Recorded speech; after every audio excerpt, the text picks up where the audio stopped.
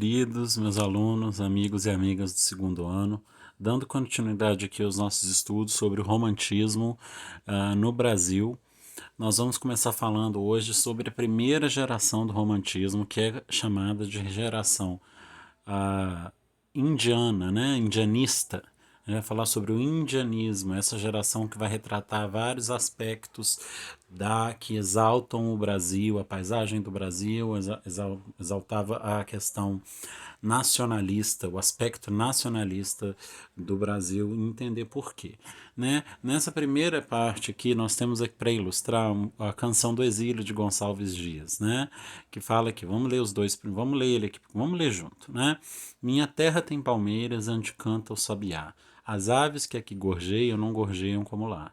Nosso céu tem mais estrelas, nossas várzeas têm mais flores, nossos bosques têm mais vida, nossa vida mais amores. Em cismar sozinho à noite, mais prazer encontro lá. Minha terra tem palmeiras onde canto sabiá. Minha terra tem primores que tais não encontro eu cá. Em cismar sozinho à noite, mais prazer encontro eu lá. Minha terra tem palmeiras onde canto sabiá. Não permita, Deus, que eu morra sem que eu volte para lá, sem que desfrute os primores que não encontro por cá, sem que ainda viste as palmeiras onde canto sabiá. Galera, lembra que a gente estava discutindo, a gente falou por alto, a gente falou na sala, eu falei no último vídeo aqui por alto sobre a questão da construção da identidade, que se deu nessa primeira geração romântica justamente ao período, culminando com o primeiro grande fator histórico aqui, né, do século XIX, que foi a independência do Brasil. E aí a gente tinha um efeito dos autores, né, dos autores brasileiros, de querer construir uma identidade nacional no que diz respeito à sua literatura, se desvencilhando de toda a influência de Portugal e até constituindo nessa exaltação brasileira, exaltação do que nós tínhamos, né, como patrimônio, uma forma de se distanciar até mesmo querendo dizer que o quanto éramos melhores em vários aspectos, né? Uma questão até ufanista. Esse ponto que a gente chama de lusofobia, que era essa aversão a tudo que tinha essa influência portuguesa. Então vamos lá, a gente tem aqui, ó, nessa canção, um exemplo de um Brasil acolhedor, ufanista, né? Essa exaltação nacional, essa exaltação de que nós vivemos um lugar melhor. E por conta da questão nacionalista, os autores passam a cantar o amor à sua pátria. Como construir a identidade literária de um país? Início do século XIX. Vamos lá, um pouco de história, galera. Em 1808, por conta da Revolução de Porto, a monarquia portuguesa foge para o Brasil. Com a corte no Rio de Janeiro, o rei implementou melhorias na cidade. Portos do país foram abertos, escolas foram construídas, se criou a primeira imprensa oficial do país, Imprensa Régia. Dom João VI trouxe para o Brasil um grupo de artistas franceses que ensinaram os brasileiros a desenhar e pintar. Como os viajantes estrangeiros influenciaram a escolha dos símbolos literários da nossa identidade cultural? Vamos lá, símbolos da nação. Várias missões estrangeiras compostas por cientistas e artistas vieram ao Brasil para coletar espécimes, fazer desenhos, enfim, registrar o novo reino. Então a gente já tem aí primeiro uma questão toda de falar do que era o nosso grande diferencial, né? Então você vê que artistas vieram para poder fazer registros do chamado novo reino, ou seja, a nossa nação, dos espécimes, dos animais, da questão típica, né, do ambiente aqui do Brasil. Auguste de Saint-Hilaire veio na missão artística francesa e Carl Friedrich von Martius veio na missão artística austríaca. Eles identificaram o índio e a natureza, olha só, importante, eles identificaram o índio e a natureza como símbolo da identidade brasileira e também trouxeram ideias nacionalistas da Europa. Qual é a relação entre a independência política e o romantismo brasileiro? Vamos lá, criando a nação. Com a proclamação da independência em 1822, os intelectuais brasileiros puderam criar a imagem de uma nova nação separada de Portugal, como a gente já falou anteriormente.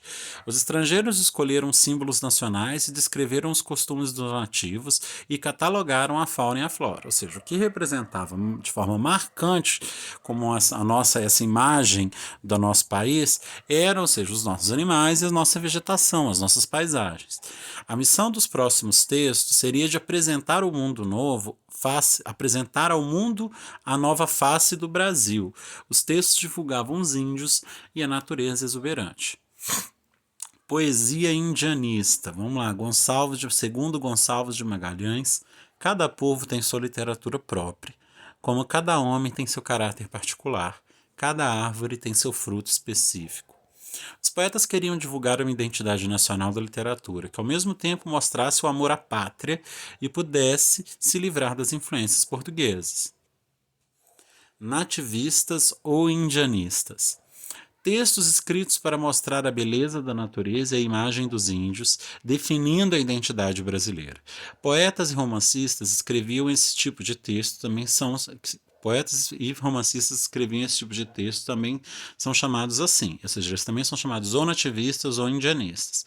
José de Alencar, que é um romancista, e Gonçalves Dias, um poeta, foram importantes autores românticos indianistas. Iracema de José de Alencar é uma obra famosa representante dos nativistas.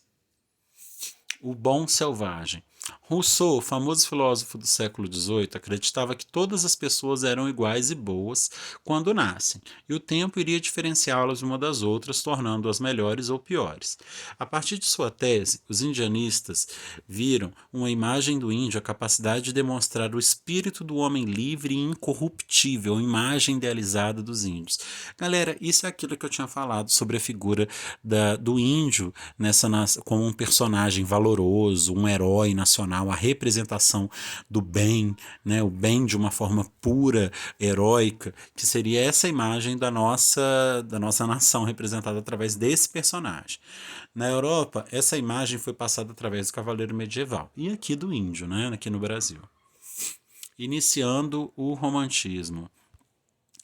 Alguns escritores que moravam em Paris, o Grupo de Paris, resolveu criar uma revista que trataria dos interesses nacionais.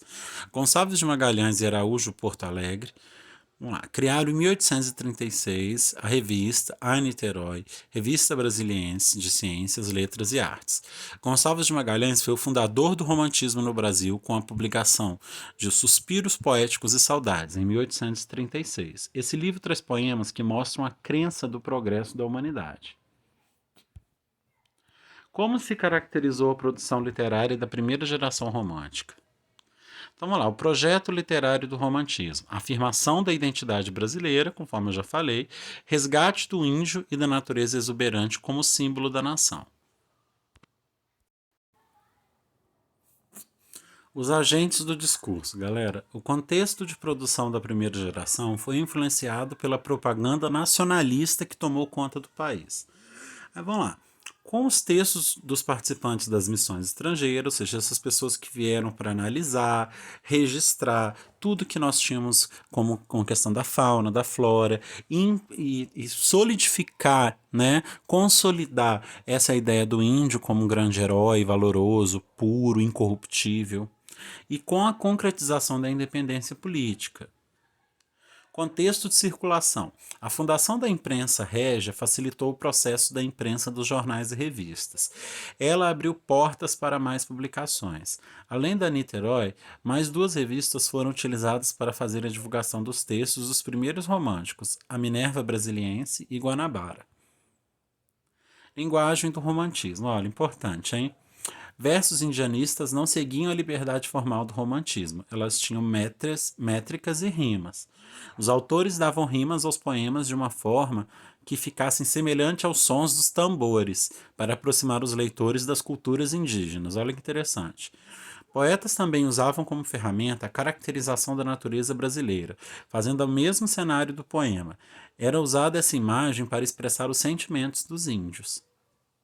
E aí, galera, para resumir essa primeira parte, a gente vê as características do romantismo, né? Sobretudo aqui nessa primeira fase. A gente viu aí o nacionalismo, né?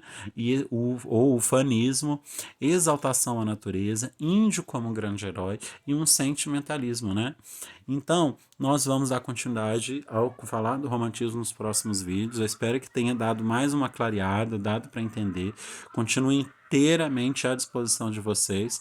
Vou disponibilizar agora uma lista de exercícios sobre essa primeira geração, sobre o contexto histórico do romantismo no Brasil.